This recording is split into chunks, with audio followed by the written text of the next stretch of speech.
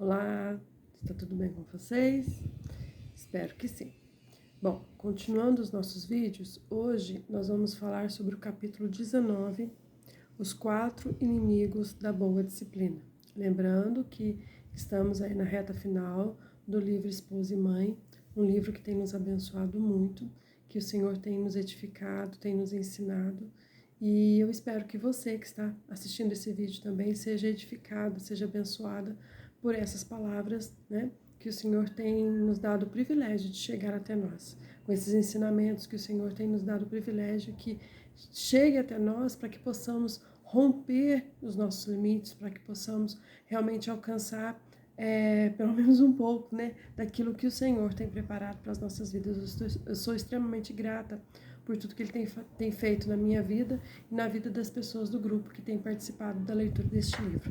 E que Deus possa te abençoar também em nome de Jesus. Amém? Vamos lá. Bom, como eu já disse, no capítulo 19, ela diz assim, nós estamos ainda falando sobre disciplina, né? E os 4 inimigos da boa disciplina. Bom, eu quis relembrar neste capítulo o que é disciplina, né? Ou pelo menos uma parte, né, do que é disciplina. Bom, a palavra disciplina, ela é derivada da palavra discípulo. E eu fiquei, né, meditando sobre isso, discípulos. Bom, partindo desse ponto, nós podemos entender que os nossos filhos são os nossos discípulos. Quando eu falo filhos, não quero dizer só filhos, nós que lideramos, pessoas que lideram grupos em suas empresas, que têm equipes, também é muito importante conhecer esses princípios, porque vai saber aplicar na hora certa o que precisa fazer, o que precisa ser feito da maneira correta, né? Então, a palavra disciplina, ela vem da palavra discípulos. E o que é um discípulo? Discípulo é um aprendiz. Discípulo quer dizer aluno. Isso me chamou muito a atenção. Então, qual conclusão eu tiro com isso? Segundo a palavra de Deus, né, os nossos filhos precisam ser ensinados por nós. Agora estamos puxando aqui, né, a nossa responsabilidade como mães. Então, nós estamos formando discípulos, nós estamos formando alunos, pessoas, crianças que amanhã serão adultos, que serão pais, que serão mães, que serão cidadãos, que serão profissionais. Então, essa é a nossa missão. Eles são os nossos aprendizes. Olha que profundo isso. Quando a gente para pensar que missão maravilhosa, que missão linda que o Senhor nos deu, né? E que responsabilidade, aí tudo começa a fazer sentido. Por que aprender a ser mãe? Por que aprender a ser esposa, uma boa esposa? Por que aprender mais, né? E aí eu comecei a meditar também no seguinte: ok, se eu estou ensinando discípulos, quem é que está me discipulando? Quem é que está me ensinando? Haja vista que a maioria de nós, a grande maioria, eu imagino, pela experiência que eu tenho de lidar com pessoas, com o público, né? Não viemos de um lar equilibrado. A maioria de nós não viemos de uma casa que tinha provisão o tempo todo, que tinha paz o tempo todo, que era uma boa educação, que dava uma boa disciplina. A maioria de nós viemos de famílias que eram desestruturadas. Muitas de nós viemos de famílias de pais alcoólatras. E isso formou algo dentro de nós. Nós somos o resultado disso. Aí você fala para mim assim, pastora, a senhora acertou em cheio. Essa é a minha história. Minha casa era uma bagunça só, os meus pais só brigavam, fui abusada, fui abandonada emocionalmente, financeiramente, enfim. O que eu faço agora? E eu estou replicando isso na vida dos meus filhos. Porque uma pessoa ferida, ela fere. Uma pessoa curada, a tendência é ela curar, né? Então, a gente sempre pode ver num ambiente de trabalho, por exemplo, sempre vai existir uma pessoa mais difícil, né? Sempre no ambiente de escola, qualquer lugar que a gente vá, sempre vai ter uma pessoa lá que é mais ranheta, ou que é chata, ou que é fofoqueira, ou que é encrenqueira. Quando a gente para ouvir a história dessa pessoa, a gente vai ver por que ela é daquela forma. Porque ela foi formada assim, foi o ambiente em que ela foi criada. Ela é resultado do ambiente em que ela cresceu. E isso não é diferente com a gente, né? Só que a gente fala assim, tá bom, pronto, tá tudo acabado, porque eu nasci num lar assim. Ok. Para isso existe a graça. Oh, glória. Para isso existe a graça do nosso Senhor Jesus. Foi para isso que ele veio, para nos resgatar. Diz a palavra de Deus que ele nos transportou. Quando a gente aceita Cristo como Senhor e Salvador da nossa alma, da nossa vida, e quando a gente começa a buscar na sua palavra a renovação da nossa mente, a nossa mudança, a nossa cura, o que acontece? O Senhor nos tira do mundo das trevas e nos traz para a sua luz. Olha que lindo isso. Só que, o que é isso? Ele nos tira das trevas e nos traz para a luz. E aí, esses dias eu estava ministrando sobre isso, o Senhor Jesus, quando ele fala de si mesmo, ele fala assim, eu sou o caminho, eu sou a verdade, eu sou a vida. E eu costumo dizer, caminho foi feito para quê? Para ser caminhado. Então o Senhor Jesus nos tira do mundo das trevas, nos traz para o mundo da luz, e na luz o que a gente faz? A gente enxerga tudo. A gente começa a enxergar os nossos erros, a gente começa a enxergar o que erraram com a gente começa a enxergar quem nós somos, né? E isso é maravilhoso, até um certo ponto. Se nós tivermos ajuda, isso é maravilhoso, porque a gente tem a oportunidade de mudar, né? Só que assim, a gente precisa ser ajudado. A gente precisa ser mentoreado, a gente precisa ser discipulado, segundo a palavra de Deus. E aí que vem o pulo do gato, né? Vamos falar aí nosso português aí, nossa gíria portuguesa aí. Vem o pulo do gato. Por quê? Porque o Senhor Jesus veio, né, para nos dar essa oportunidade de mudança, para nos dar essa oportunidade de viver algo melhor. Porque, como diz a palavra de Deus, os nossos dias foram planejados pelo Senhor para nós. E são dias de paz, diz a palavra de Deus, são dias de alegria, né? Não é só luta, perda, tristeza. Não foi para isso que o Senhor nos projetou e nos criou. Deus nos criou para algo mais. E quando Ele deixou a palavra dele para a gente, deixou a igreja para nos ajudar, os líderes, pastores sérios, né? A gente sabe que existe pessoas de todos os jeitos, mas Deus era esse intuito, nos ajudar a vir para o caminho dele, nos ajudar a vir para os planos dele, nos tirar das trevas e nos colocar no mundo da luz. Então, olha que interessante, se nós somos discipuladoras dos nossos filhos, quem é que está nos discipulando? É a nossa história de família de origem? São os nossos abandonos? São, né, os nossos traumas? É isso que está nos discipulando hoje? Porque o que nós somos, volto a dizer, nós vamos replicar nos nossos filhos. Ai, jamais quero ter, já viu essa história? Jamais quero ter um marido igual ao meu pai. Pois vai no mesmo caminho, vai repetindo a história, porque não quebrou o ciclo, né? Então, nós precisamos ser discipuladas, nós precisamos ser ensinadas. Quem é que está nos ensinando? Então, nós podemos sim mudar a nossa vida, nós podemos sim mudar a nossa história, nós podemos sim mudar a nossa mentalidade, para que possamos gerar discípulos ou filhos bem educados, abençoados, pessoas boas, servos de Deus Pai, porque quando Deus nos dá filhos, Ele não deu para nós, Ele nos emprestou. Eu costumo dizer que Ele nos emprestou para que pudéssemos cuidar, mas para devolver para Ele. Quando Deus nos dá filhos, os filhos vêm salvos. Os filhos vêm, belezinha, perfeitos. Mas nesse meio tempo aí que a gente educa, que a gente cria, como que a gente está direcionando essa criança? Para o reino dos céus ou para o mundão sem porteira aí? Para o mundão, né, perdido que a gente está vendo aí? Então, nós precisamos ter essa consciência de que alguém precisa nos discipular, né? Alguém precisa nos ajudar. E algo também, que é a palavra de Deus, porque tudo é fundamentado na palavra de Deus. Quem é que vai me discipular? Quem que está apto a me discipular? Pessoas que realmente vivem a palavra de Deus e buscam a palavra de Deus. Primeiro ponto. Segundo ponto, eu tenho contato com a palavra de Deus? Eu tenho contato com a Bíblia? Eu estudo a Bíblia? Porque ela é o nosso manual, né? Em vídeos passados aí nós vimos que em Provérbios existem vários versículos que direcionam como se educa uma criança. E quando a gente segue aqueles princípios, a autora ainda fala no seu livro que muitos problemas da adolescência, eles são evitados.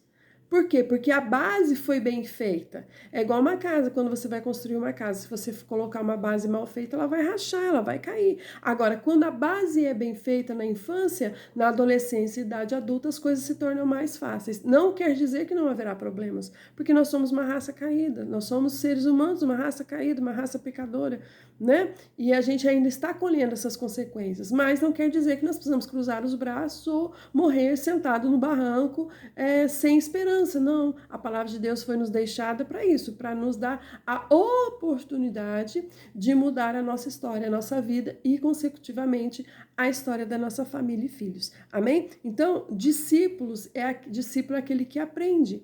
E os nossos filhos estão aprendendo conosco. Sejam coisas más, sejam coisas ruins, sejam coisas intencionais. Olha, eu vou te ensinar a fazer isso. É uma coisa intencional. Ou não, ou aquilo que ele observa. A nossa raiva, a nossa frustração, o nosso ódio, né? A nossa tristeza. Então, ele vai observar e ele vai replicar lá na frente aquilo que ele tem observado. Então, não tem para onde fugir, eles são nossos discípulos e ponto. Agora, o que nós estamos ensinando para eles? Como que nós estamos discipulando nossos filhos? E para discipular bem, nós precisamos ser bem discipulados. Quem é que está nos discipulando? Né? No sentido de nos ensinando as coisas da vida, nos ensinando o que é certo, nos ensinando o caminho, né? E a nossa base tem que ser, e não tem outro lugar, é a palavra de Deus, porque ela é perfeita, ela é completa, né? E é sobre ela que a gente precisa estabelecer os nossos fundamentos. Amém? Bom, aí ela diz aqui para nós que um dos inimigos perigosos aqui da boa disciplina é o medo. Realmente é o medo. E a palavra de Deus, ela nos ensina no livro de 1 João, capítulo 4, verso 18, diz assim, vou aqui na minha Bíblia para ler para vocês. Eu estou aqui na linguagem, tradução King James, tá? Diz assim, no amor não existe receio. Antes, o perfeito amor lança fora todo medo. Ora, o medo pressupõe punição. E aquele que teme não está aperfeiçoado no amor. Bom, primeira coisa, quem é o perfeito amor? É o nosso Deus, é o nosso Criador, é o nosso Abba. Ele é o perfeito amor. Deus, ele não contém amor. Eu tenho amor pela minha família, eu tenho amor pelos meus amigos, mas eu contenho amor em mim. Né? Tem ser humano que não tem amor para ninguém, né? Mas nós contemos amor, nós podemos conter amor. Deus não, ele não tem amor, ele não contém amor, ele é o próprio amor. A fonte do amor, a origem do amor é Deus, é o nosso Abba. Então, o perfeito amor, quando nós somos discipuladas pela sua palavra, quando nós começamos a ter intimidade com ele, quando nós começamos a crescer nele, o perfeito amor vai lançando fora todo o medo. Olha que maravilha! Ele vai nos curando, porque o medo pressupõe o quê? Punição. Punição de quê? Né? Aí vem o outro item que ela colocou aqui, item não, né? Outro sentimento, que é a culpa. Então, o medo pressupõe culpa, né? Então, o Senhor vai nos curando, o Senhor vai nos moldando. E aí fala outro ponto que eu achei interessante aqui, né? E aquele que teme, ou aquele que vive por medo, não está aperfeiçoado no amor. Eu gosto dessa palavra aperfeiçoado, por quê? Porque aqui pressupõe uma continuidade, aqui pressupõe como que eu vou dizer, gente? É uma palavra que eu uso muito e acabei esquecendo aqui, né? Uma constância, uma mudança, né? Fugiu a palavra, misericórdia. Mas é isso. Isso significa que nós não estamos prontas. Nós estamos sendo aperfeiçoadas. É o processo, a palavra é essa. Significa que nós estamos no processo e o perfeito amor vai nos aperfeiçoando, vai nos moldando, vai colocando aquilo que ele planejou para nós dentro de nós, essa comunhão linda com o Espírito Santo, essa caminhada linda, ela vai nos aperfeiçoando, né? E conforme a gente vai sendo aperfeiçoada, o medo vai perdendo lugar e o perfeito amor vai reinando em nossas vidas, ou seja, nós vamos sendo curadas e pessoas curadas, curas e pessoas que sangram, que estão doentes, elas ferem também, né? Então, entendemos aí. Então, ok, então eu já entendi que se a minha vida estiver pautada na palavra de Deus, eu vou sendo curada e eu vou sendo transformada. E eu vou tendo condições de dar uma boa educação para os meus filhos, de exercer uma boa liderança naqueles que estão abaixo de mim, né? Eu só tenho a ganhar, realmente eu só tenho a ganhar com o Senhor, né? Mas aí vamos lá, por que o medo, né? Por que o medo ele nos trava? Vamos lá, a mãe às vezes ela vê a criança fazendo birra, por exemplo, vê a criança fazendo birra e ela tem medo de colocar limite e a criança ficar com raiva dela. Aí entra a carência. Por que ela tem medo de colocar limite? Porque ela é carente. Porque ela tem um filho e não quer perder o amor do filho, porque ela já foi rejeitada pelos pais, ela já recebeu desprezo no lar, na casa, ela é ferida nessa área, né? Uma pessoa extremamente carente. Então, ela tem medo de ser rejeitada também pelos filhos. Lembrando que criança não sabe o que é amor, né? A criança repete, papai te amo, mamãe te amo, mas é porque ela ouviu isso e ela repete. Mas na infância dela, ela não sabe o que é amor.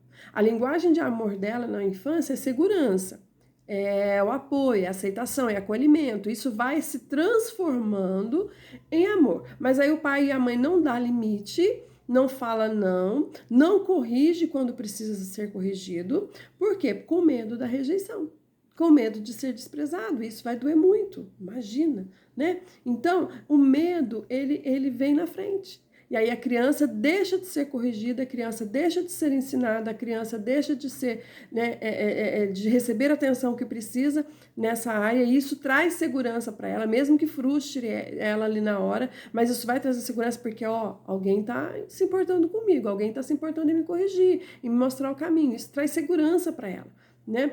Por medo da rejeição. Esse é um exemplo do medo, tá? E aí, o que acontece? O medo toma conta. E aquela criança vai estar sendo entregue a si mesma, como diz a palavra de Deus. E ela só vai trazer vergonha e ela está correndo o risco, diz a palavra de Deus, não são minhas palavras não, de ir para o inferno, porque o pai e a mãe, por medo, dentro das suas carências, dentro do seu mundinho de trevas ali, do seu mundinho de solidão, não se posicionou na sua liderança com seus filhos, né, no seu papel, e aí aquela criança, ela entrega a si mesma, enfim, lá na frente ela realmente não vai amar os pais, porque ela não vai saber o que é amor, porque ela não foi, a segurança não foi gerada nela, e aí ela vai realmente ser uma vergonha para sua família. Então, isso é muito sério, a gente precisa realmente buscar, né, você que precisa, quer, faça uma terapia, procure aconselhamento, não fique sozinha não, vamos mexer aí, porque o medo não pode reinar na nossa vida, né? Isso traz uma grande consequência. Outro medo é a pessoa tem de corrigir o que a minha mãe vai pensar, o que meu pai vai pensar, o que a minha tia, o que a madrinha da criança, o padrinho da criança vai pensar. Queridos, se nós estamos fazendo a educação dos nossos filhos pautados dentro da palavra de Deus, a obediência gera bênção, diz a palavra de Deus. Eu estou abrindo um caminho para que Deus possa intervir, para que Deus possa abençoar o meu filho também. Então, se eu estou segura naquilo que eu estou fazendo dentro da palavra de Deus, eu não preciso dar satisfação para ninguém. Eu não preciso, entenda o que eu estou falando aqui, tá? Eu não preciso me preocupar com o que as pessoas estão pensando sobre a minha educação. Por quê? Porque eu estou na fonte correta. Vai ter hora que eu vou precisar ser firme, vai ter hora que eu vou precisar ser dura às vezes. E isso faz parte da vida, né? Mas eu não vou estar preocupada com o que as pessoas vão falar, porque vão falar, vão me criticar, né? Vão me questionar. Mas eu vou estar o quê? Pautada e segura naquilo que a palavra de Deus diz. E aí a segurança vai vir de nós. E essa segurança, ela é muito importante para a nossa vida e para a vida dos nossos filhos também, né? Isso é muito importante, tá? E também não vamos ficar preocupados com aquele momento de raiva que a criança tem, com aquele pré-adolescente, adolescente, né? Bate porta, aquela coisa horrível, né? Graças a Deus em casa nunca aconteceu essa questão de ficar batendo porta, porque teve uma boa base, mesmo sendo leiga em muitas coisas, eu buscava na palavra de Deus, na minha inocência, e eu acredito que a gente acertou mais do que errou, graças a Deus. Eu tenho uma filha que já vai fazer 30 anos, né? E na presença de Deus, menina joia, estudiosa, boa profissional, excelente profissional, então quer dizer que deu certo, né? Tem respeito a gente, honra a gente, então quer dizer que deu certo. Então, a palavra de Deus, ela, quando a gente vai dentro dela, a gente tem segurança e aí abre a porta para Deus abençoar, né? Abre portas para que Deus possa agir. A nossa obediência faz isso. Amém? Então vamos lá. O segundo ponto que ela coloca aqui, a culpa. Por que a culpa, né? Aí entra um outro ponto muito interessante.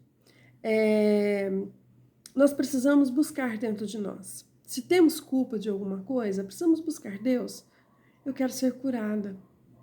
Deus, eu preciso ser curada e colocar diante do Senhor. Senhor, eu sinto culpa por isso, sinto culpa por aquilo, eu sinto culpa por aquilo outro, sabe? Porque uma pessoa culpada, ela cede coisas que não deveria ceder, porque ela não tem autoestima, ela não tem autoconfiança, né? Aquela culpa fica ali o tempo todo cobrando ela de alguma coisa, ela é uma eterna devedora para as pessoas e não é feliz.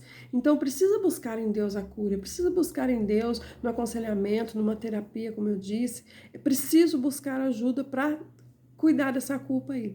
Quer ver um exemplo de uma mãe culpada? Por exemplo, uma mãe que trabalha fora. Quem não hoje, né? A grande maioria das mães, infelizmente, não. Quem pode ficar com os filhos em casa, que é o certo, que é o projeto original, a mãe cuidar da sua prole dentro de casa e o homem ser o provedor, sair para buscar provisão do lar, né? Quem dera se todas nós pudéssemos fazer isso, mas não, eu sei que não é a realidade. Mas qual que é o sentimento da mãe? Culpa, porque ela não pôde ficar ali com o filho o dia todo, porque ela não pôde ensinar a criança o dever de casa, enfim, para ela não ter, né, tempo de qualidade para entregar para o seu filho. Gente, deixa eu falar uma coisa para você. Não precisa ter muito tempo, mas o tempo que você tiver entregue, que seja de qualidade. Mesmo que seja 10 minutos, mas que você olhe no olho do seu filho, que você abrace o seu filho, que você ouça o que ele está dizendo. Porque o filho fala, a criança fala, às vezes na brincadeira, às vezes num choro diferente, às vezes num desenho. Então, dê o tempo de qualidade. Mas aí, voltando lá, às vezes a mãe não pode dar esse tempo ou não sabe dar esse tempo, né? E aí vem o sentimento de culpa. E ela tenta compensar esse sentimento de culpa como? Dando coisas, comprando coisas para a criança, entupindo a criança de presentes, de brinquedos, de coisas, de comida. A gente tem visto aí crianças obesas por conta disso também, né? E aí, não é disso que a criança precisa. Gente, você dá um brinquedo para a criança, no máximo uma semana é novidade, daqui a pouco tá jogado no canto, nós que somos pais sabemos disso. Sai a novidade, perde ela, já quer outro, já quer outro, já quer outro. Aí a mãe quer compensar a criança, né, por uma falta e uma coisa não substitui a outra. Não adianta tentar compensar, porque não vai conseguir, né? Vai criar uma ferida na criança. Aí ela tenta compensar dando coisas. É um erro. Por quê? Porque ela se sente culpada. Outra atitude que a mãe faz também, né, por se sentir culpada, a mãe é permissiva demais. Por exemplo, o casamento não deu certo, tem uma falta em casa, como trabalho mesmo, ou enfim, qualquer coisa. Ela tenta compensar a criança sendo permissiva. A criança faz o que quer. A criança, ela estuda a hora que quer, ela dorme a hora que quer, ela come o que quer, ela assiste o que quer, ela fica com o celular na mão o tempo que quer. Isso é assassinato de criança. Isso é roubo de infância. Tome cuidado com aquilo que você está fazendo por conta da sua culpa. Se você tem culpa, busque ajuda. Busque ajuda no Senhor. Busque ajuda em pessoas sérias que possam te ajudar, que possam te ouvir, que não vai te julgar, mas que vai estender as mãos e vai te ajudar a encontrar o caminho para ser perdoado disso daí. Se perdoe de coisas que você fez. Se você já pediu perdão para o Senhor, se perdoe também. Porque essa culpa só vai gerar insegurança, só vai gerar uma educação errada e o seu filho não merece isso. O seu filho merece ser uma criança bem educada, bem ensinada, né? Para que ele possa também ganhar o reino dos céus, para que ele possa também ter respeito na sociedade, as pessoas possam olhar para ele e respeitá-lo como um bom homem, uma boa mulher. Isso é papel seu, mãe. Isso é nosso papel. Amém? Então vamos lá. O terceiro inimigo da boa disciplina que ela colocou aqui é a ira.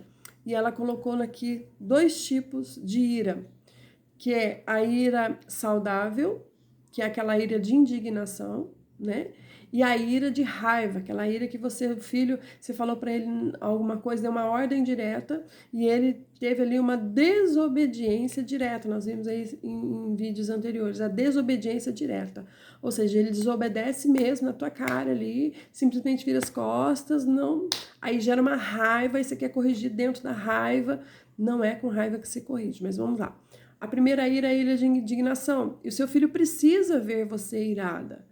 Você não tem que esconder isso dele. Por quê? Porque ele precisa saber que na vida, a gente tem frustrações também. Na vida não é tudo como a gente quer. né? Então, aquela ira de indignação, não aquela ira de ficar xingando, mas, poxa vida, por exemplo, estourou lá um cano d'água dentro de casa, molhou tudo, nossa, gente, isso traz um desespero dentro da gente. Então, o filho precisa ver que você está indignada, que você ficou brava, que você ficou triste, né? Mas que não passe disso.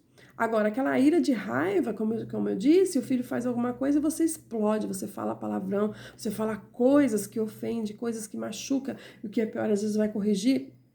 Desculpa. Você vai corrigir, você vai na raiva, você vai no ódio, você vai na vingança, né? E isso não faz parte de Deus. Pastora, meu filho me desobedeceu, o que eu faço então? Se você está com muita raiva, se você está ali a ponto de explodir, deixe o ambiente, tá?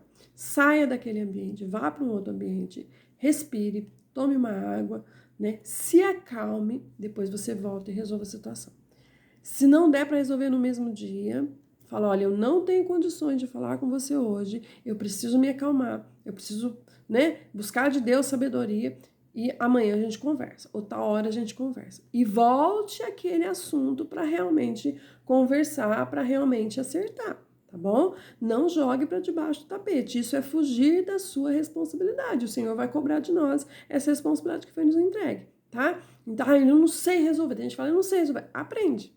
Precisa aprender, precisa fazer, tá? E aí volte, se for caso de só conversar, só conversa. Se for caso de realmente precisar, né, dar uma disciplina maior, de repente tirar um celular, tirar um videogame, ou não deixar ir para um passeio, faça. Se for caso realmente de precisar usar a varinha, né, como a gente já viu em vídeos passados aí, precisar corrigir com vara, isso não mata. Minhas filhas foram corrigidas com vara desde pequenininha, né, e deram mulheres abençoadas. Então, se for preciso usar, né, a repreensão física, né, com sabedoria. Se você não sabe fazer, não faça. Primeiro pergunte como que se faça, porque não é espancar a criança com vara, pelo amor de Deus. Isso nem pode, não é assim que se faz. Mas seja a correção, o grau que for, seja, né, a medida da desobediência, que é a medida da repreensão, que é a medida da correção, da disciplina, né? Aí você vá, retome aquele assunto e resolva a situação. Não deixe isso passar. Por quê? Porque você vai ser como mentirosa, você vai estar dando liberdade para o seu filho mentir para você, porque você falou que ia fazer e não fez, né? Ou não resolver a situação. Você vai dar também motivos para o seu filho esconder as situações de você. Então, é muito sério, uma coisa vai puxando a outra e a gente precisa realmente puxar a responsabilidade para nós. Né? Se geramos filhos, nós temos que ter responsabilidade de pais. Não tem para onde fugir. Não é a igreja que educa, não é a escola que educa. Não é avô, não é avó, não é madrinha, não é padrinho, não são tios.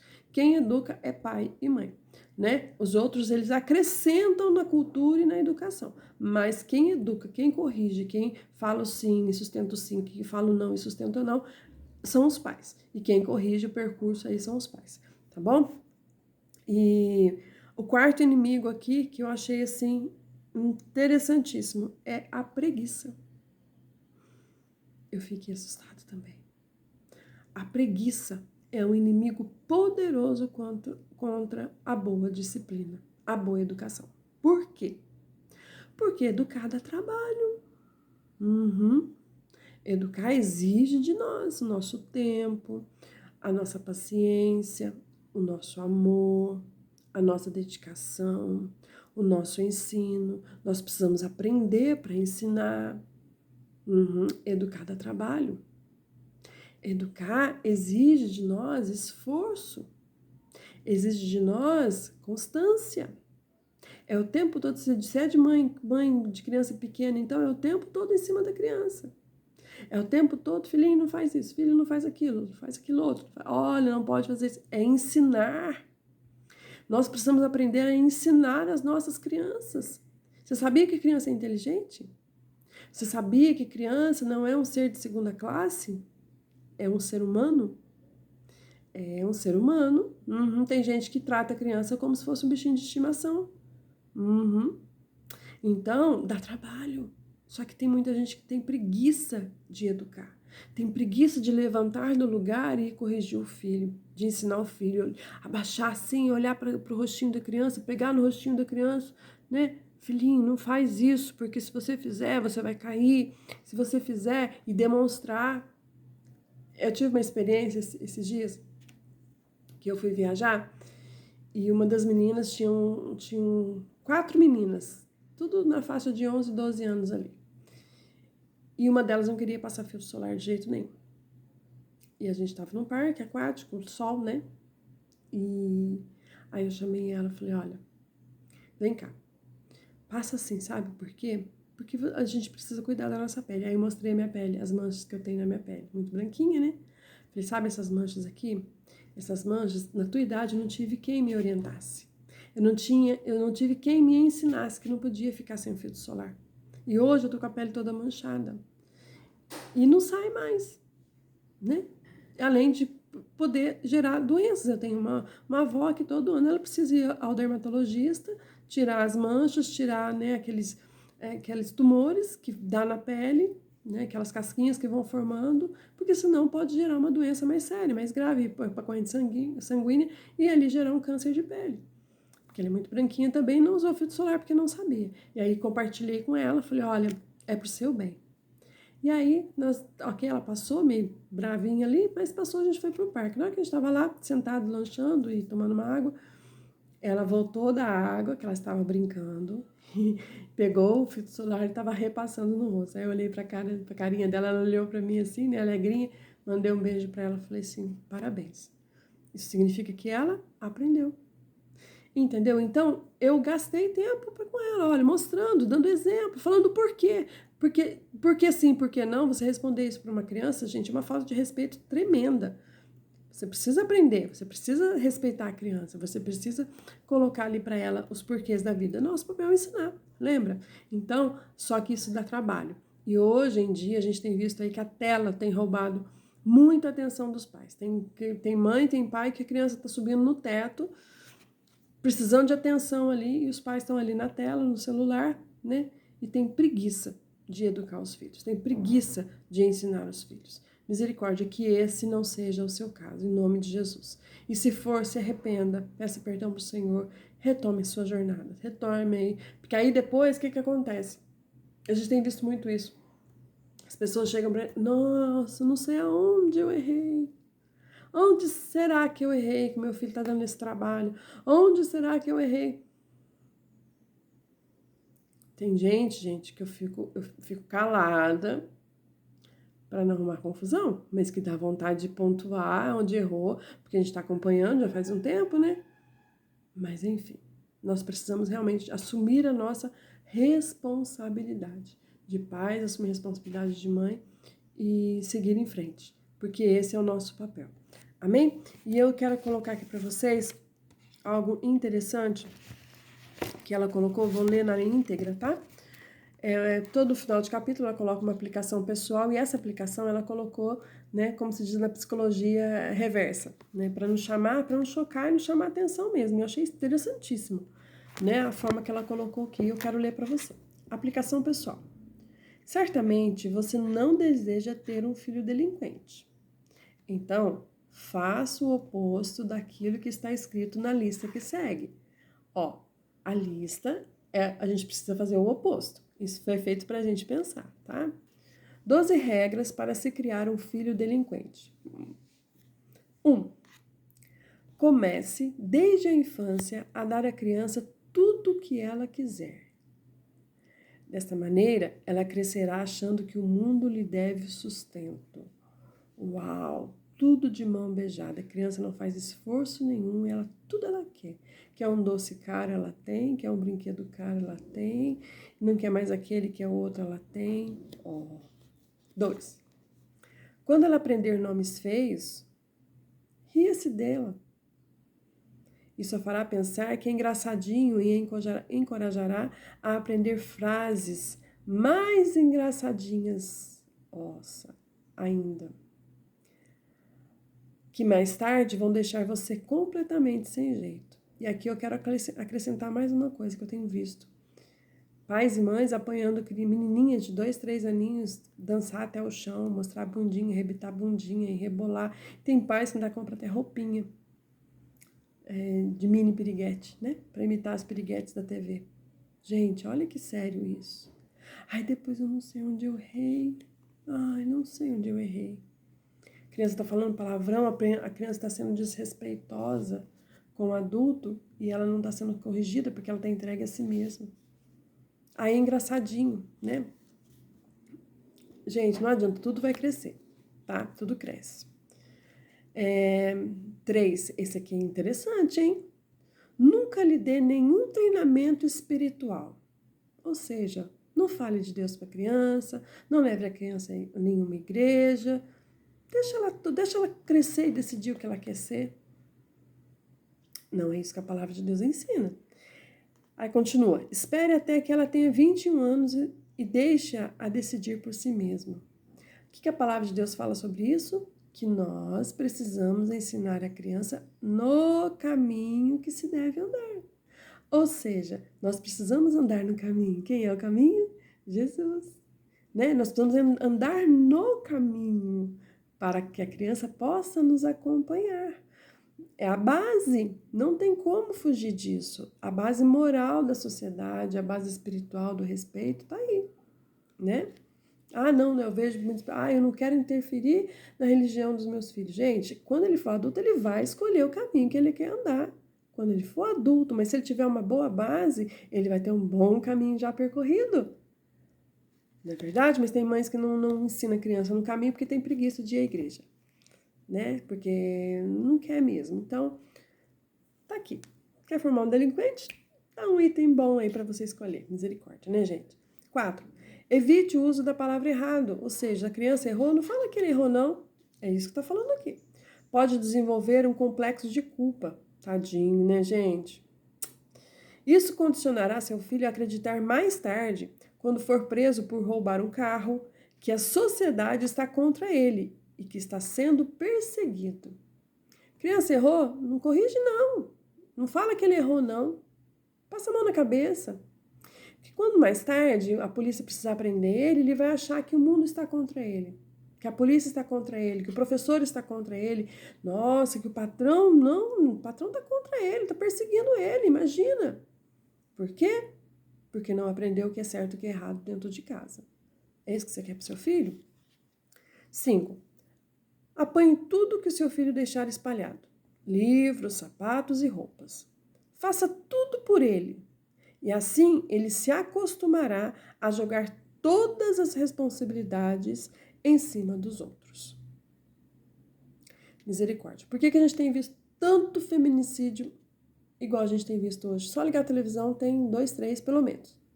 Por quê? Porque aquele adulto não aprendeu a ouvir não dentro de casa.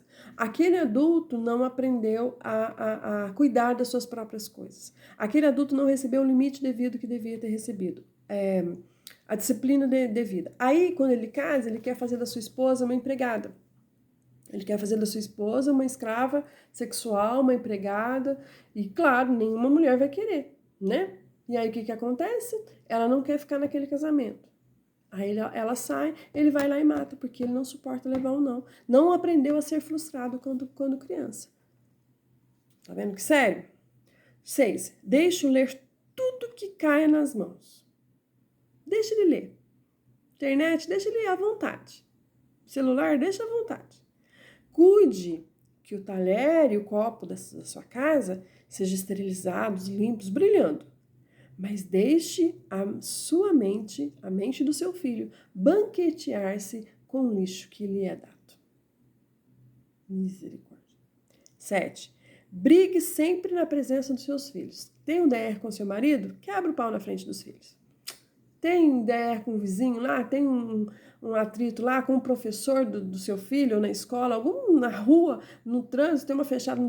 Quebra o pau na frente do seu filho. Faça isso, faça isso. Se você quer formar um filho delinquente, você está no caminho certo. Aí diz aqui, ó. Desta maneira, não ficarão muito chocados quando o seu lar se desfizer mais tarde. Estou acostumado com briga. Se desfez, quer dizer, é normal. Misericórdia, né, gente? 8. Dê-lhe todo o dinheiro que quiser. Jamais deixe que ganhe por si mesmo. Tudo que é de graça, não tem uma tarefa, não tem um incentivo, não tem uma meta. porque a vida dele precisa ser tão dura quanto a sua.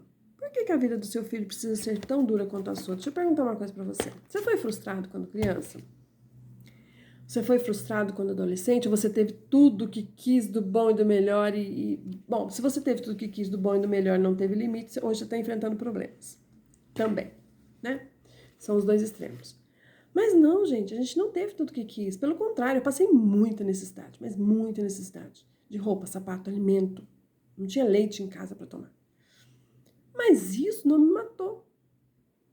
Pelo contrário, hoje eu precisar passar por dificuldade, por momentos difíceis, eu passo. Claro que não é fácil, claro que não é gostoso, não estou romantizando a situação, não é isso. Mas eu sei passar, eu não vou ficar louca, eu não vou ficar depressiva em cima de uma cama, não vou ficar doente, não vou correr para o psiquiatra, não, que eu não sou contra psiquiatra. Escuta, eu estou falando nessa situação, tá? Não vou querer morrer por conta disso. Por quê? Porque eu aprendi a ser frustrada lá atrás. Isso me fortaleceu. Se hoje eu sou uma mulher forte, porque eu fui muito frustrada na minha infância. Agora eu quero perguntar pra você, por que você quer criar um filho fraco? Dando tudo pra ele. Não dando limite, não dando não falando o que é errado, não fazendo ele gerar o que ele ganha, economizar as moedinhas para comprar aquilo que ele quer, aquilo que ele sonha, dando de graça. Por que você quer criar um filho fraco? Porque a gente é forjado na dificuldade. Não existe. É só você pegar um atleta, pega um atleta para você ver. Você pensa que o treino do atleta é simples? Não, ele machuca, ele rala. Aquela menina que ganhou nas Olimpíadas, eu esqueci o nome dela agora, gente. Me fugiu o nome dela.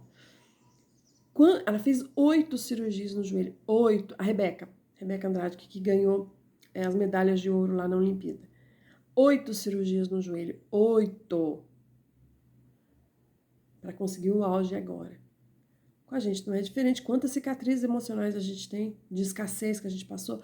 Aí volta a pergunta para você. Por que você quer gerar um filho fraco? Por que você não quer que seu filho aprenda a lidar com frustrações perto de você, junto com você? Por que você quer que ele aprenda só quando ele for adulto, adolescente, adulto, e que ele apanhe lá fora para aprender? 10. Tome seu partido contra os vizinhos. O vizinho vem reclamar do seu filho, você vai lá e toma partido a favor do filho contra o vizinho. Nem escuta o que aconteceu, já vai tomando as dores e vai brigando. Ou professores ou policiais. Aí você diz, todo mundo tem preconceito contra o meu filho. Gente, criança mente sim. Criança apronta sim. Nós sabemos disso. Esses dias nós tivemos um caso aqui na igreja muito interessante. Uma menininha, ela tinha, na época, 2 aninhos e meio, nem isso. E ela foi para a creche, chegou lá pedindo comida. E aí a professora, e ela ia só num período, e a professora falou assim, filha, você não comeu em casa? Não, tia, não comi. Mas não tinha comida na sua casa? Não, não tinha comida. Aí a diretora mandou uma mensagem pra mãe, tua filha falando que não comeu. Gente, a mãe cuida super bem da criança. É o mimo, é o xodó da mãe. Você acha que não ia dar comida pra criança? Mas a criança inventou que não tinha. Entendeu? Então, a gente precisa ouvir, criança erra. Nós somos frutos de uma raça caída, todos nós. Prestar atenção nisso. 11. Quando ele se meter em grandes dificuldades, desculpe a si mesma, dizendo, nunca pude fazer nada por ele. Não pôde porque teve preguiça. Não pôde porque desistiu. Né? Que esse não seja o nosso caso, em nome de Jesus. E 12. Prepare-se para uma vida de sofrimento. Você está fazendo tudo para tê-la. Não adianta. O que a gente planta hoje, a gente colhe amanhã. Se a gente planta uma boa educação, se a gente investe numa boa educação hoje para os nossos filhos, desde o berço, correção é desde o berço, o não é desde o berço, a frustração na criança, ela precisa aprender com a frustração desde berço. Desde o berço, chegou da maternidade, ela precisa aprender que a cama dela é o berço. Né? É lógico que a gente não vai abandonar a criança lá, não é disso que eu tô falando, mas ela vai chorar um pouquinho até ela acostumar. E assim vai indo, é desde o berço que se corrige, certo é certo, errado é errado. Né? Então, agora, se você não quer porque dá trabalho, se você não quer porque acha-se bobeira, se você não quer porque isso é contra o que a sociedade está pregando hoje, ok. Fique livre para dar a educação que você quer. Mas prepare-se para uma vida de sofrimento. Você está fazendo para tê-la. São responsabilidades nossas. Agora, se eu vou fazer o que eu preciso fazer, aí é a escolha de cada um. Mas a mensagem que eu quero dizer para você é: o seu filho é o seu discípulo. A nossa história do passado não pode nos definir para o nosso futuro. História de frustração, história de sofrimento, que eu estou dizendo, tá? Ah, eu não tive um pai presente. Ok, você não teve um pai, mas hoje você pode ter um Deus que vai te suprir como pai. Nós temos testemunhos desses também na igreja. Hoje nós temos a opção de mudar. Hoje nós temos a opção de renovar a nossa história, renovar a nossa mente. A escolha é nossa. Tem gente para ajudar, tem igrejas boas, pessoas boas para ajudar, tem terapias, no SUS tem terapia de graça, né? Então, não justifica mais a gente ficar parado na dificuldade, né? Na preguiça ou na falta de ânimo. Mas Deus está derramando para nós a sua porção de graça, de generosidade, nos dando uma nova oportunidade de mudança. Deixa eu falar uma coisa para você, não existe família perfeita, não existe pessoas perfeitas, não existe casamento perfeito. Eu tenho 31 anos de casamento, hoje eu ainda estava falando com a moça na academia, falando para ela, 31 anos de casamento, mas as pessoas olham e pensam que a gente não tem problema. Gente, a gente discorda em tudo, é incrível. Nós somos completamente diferentes. Mas o que acontece? No final a gente entra num consenso, né? O que acontece? A gente escolheu viver juntos. Então um cede aqui, o outro cede ali, a gente conversa depois, né? E assim a gente vai indo, assim é a vida. Mas a gente precisa de ajuda, porque Deus ele está aqui para nos ajudar. Agora, se a gente se fechar numa bolha, se fechar numa redoma e achar que o mundo é culpado de tudo que acontece na nossa vida, já é a denúncia de uma ferida aí, né? Já faz parte dessa lista aqui. Foi porque alguém não nos protegeu, foi porque alguém não nos ensinou lá atrás e precisa ser curado. E hoje eu vejo isso, muitas pessoas se fecham ali. Ai, porque ninguém me amou, porque ninguém me ajudou, porque eu não fui ensinada, porque eu não fui educada. Ok. Eu tenho tudo isso na minha lista também, pessoal. Mas o que eu escolho fazer com isso? Continuar regando isso daí? Multiplicando e replicando nos meus filhos? Ou eu escolho mudar? A escolha está nas nossas mãos. Espero ter podido te ajudar um pouquinho, né? E se você quiser conversar comigo, entre em contato aí nas minhas redes sociais, será um prazer conversar com você. Que Deus te abençoe e até o próximo capítulo em nome de Jesus. Fiquem na paz.